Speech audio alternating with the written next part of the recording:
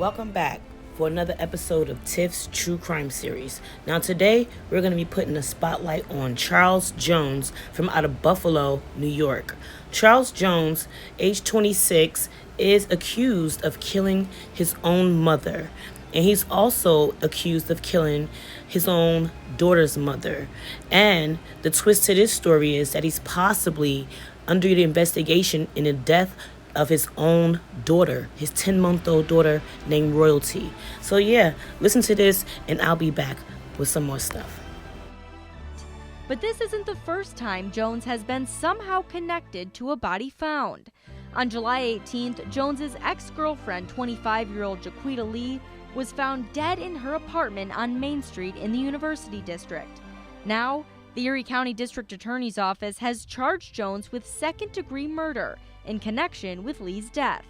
Last month, Two on Your Side's Claudine Ewing spoke to Jones over the phone. Who do you think would do this to her? I can't say who. I don't know. During that phone call, Jones maintained his innocence. I'm just stressed out because of the fact that that's not somebody I already would do that to. You know, not saying anybody, but that was somebody that was only close to my child.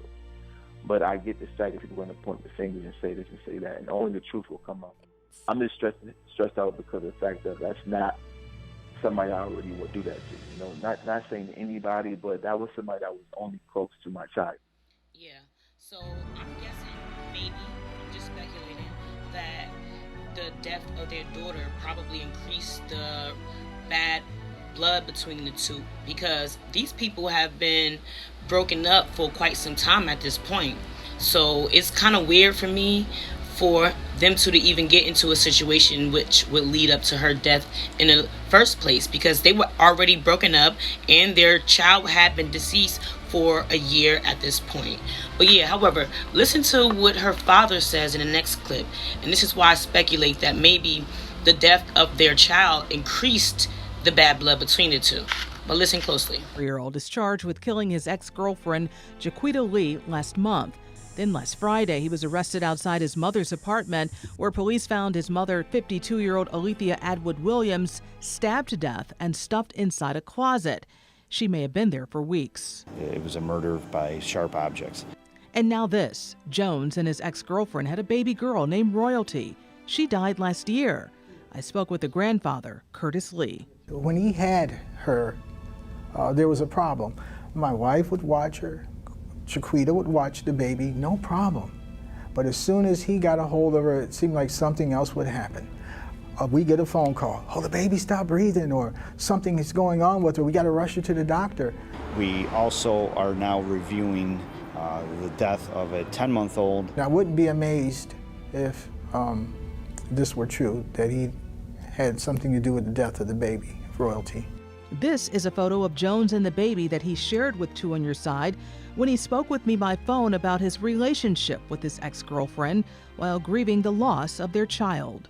After our daughter passed away, because we realized that the relationship was not really healthy for us, it was like, you know, also like toxic. My daughter didn't deserve to die, and from what I could tell so far about my granddaughter, she didn't deserve to die either. She was born a healthy baby. He says the system is broken because he wanted to get an order of protection to save his daughter, but he couldn't.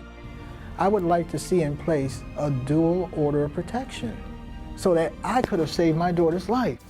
Okay, so according to an article that I have read from buffalonews.com, this article, I think they interviewed the stepmother and her father. And in this article, it says, the relationship between Jones and Lee was a troubled one. And this was a quote by her stepmother. She said, "We kept telling her to get away from him. He is not good for you."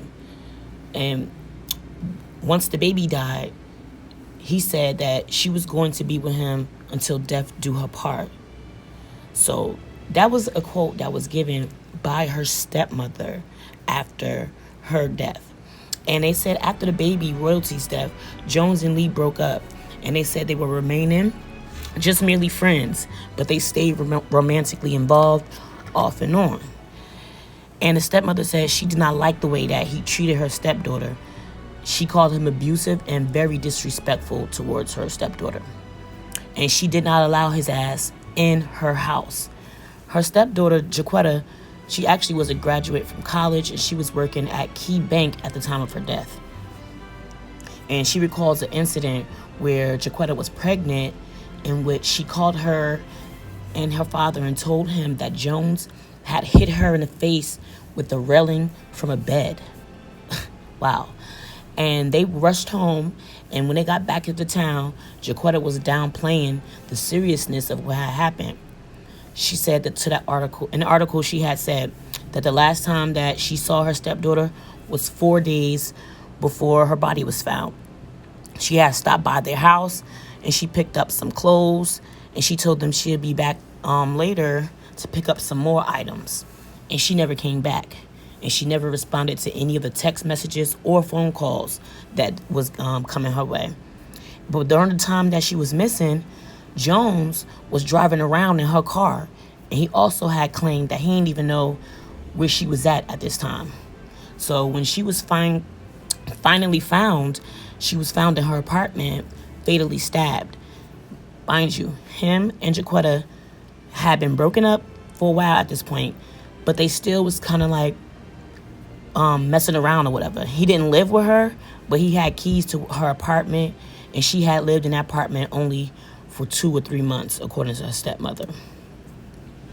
So, and we heard from in an interview earlier, he had clearly said to the people, "I just want to find the person that did this and make them pay for what they did to her." District Attorney says Charles Jones pleaded guilty to 2 murder charges. Jones stabbed both victims to death in their apartments.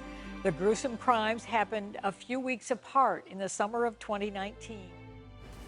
Okay, so according to the same article from buffalonews.com, his mother, Althea Atwood Williams, who was 52, died of sharp object wounds, according to the police. And before her death, no one had seen her for at least 3 weeks, according to her daughter. And according to her daughter, she said people should also know that her mother was a good person towards many people. She had a good heart for everyone else, she said. She was very cheerful, said a neighbor. And she was known for dressing boldly and wearing bright purple lipstick and a pair of boxing gloves around her neck, said her neighbor. She liked to put on disco lights in her first floor apartment. And the last time that her neighbor remembered seeing her, they were all at a little celebration down in the market in the namesake of Nelson Mandela, and they were dancing. And now, according to her daughter, Boykin, she said that she had run away from home at 17. She has gone to counseling, but she doesn't believe that her brother has.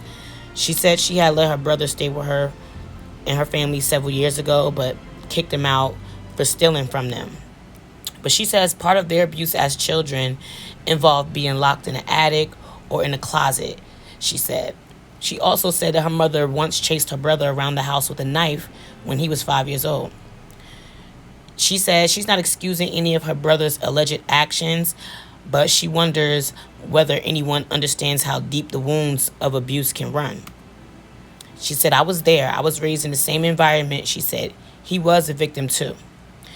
So, yeah, that was the article from Buffalo News. You can read the full article yourself on buffalonews.com. This is such a tragic case with so many different layers and possible motives. And it makes you wonder, could all of this have been avoided? So I hope that you or someone you know or love use this as a cautionary tale for domestic violence and abuse. Pay attention when someone shows you the red flags or their true colors, or if they say things like, "If you leave me or if you cheat on me, I will kill you." Take those things seriously. Listen to your loved ones more. The ones who truly care for your well-being. And stay away from dusties like Charles Jones. My deepest sympathy and condolences to everyone involved in this case. I am truly sorry for your tragic losses and hope you will receive the justice that all victims and families deserve. And may he rot in prison.